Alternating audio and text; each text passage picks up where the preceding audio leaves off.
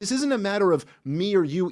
It's like, no, listen, dude, the only option here is that another outsider emerges, which is possible. Well, and, I would say he kept saying, if we burn it all down, go for the Democrats, etc. He said, there's this big risk then that the Democrats are going to win. And I said, well, let's think about possibilities.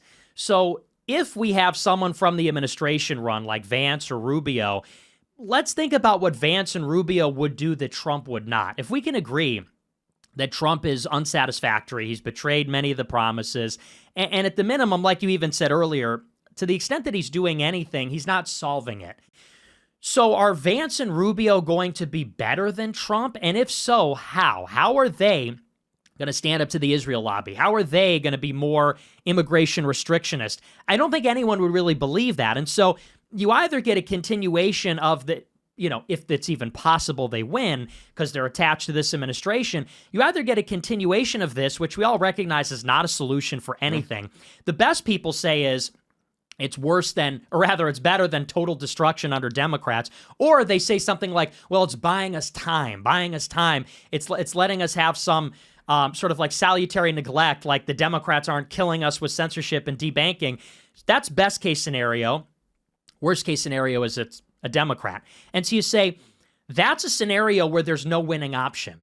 At least if you say, we're going to punish Republicans, like this administration needs to fail, everyone in it needs to burn down and be weakened by it, at least then there's a possibility in 28 that the Trump administration alum are so unpopular, even in a primary, that somebody else could actually emerge and then run. Because the biggest concern is that, look, we all know this, the party is consolidating around Vance or Rubio.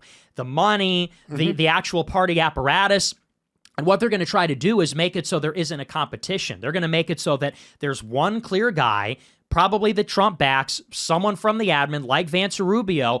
That person's going to get 70% of the vote. There's going to be a bunch of also-rans, and they're just going to jam that guy through so he can campaign really without a primary fight throughout 27 and 28, and then, lock it up for the next 4 years. And so the biggest threat actually is that candidate will be too strong and suffocate any possible challenger, any dark horse, an outsider.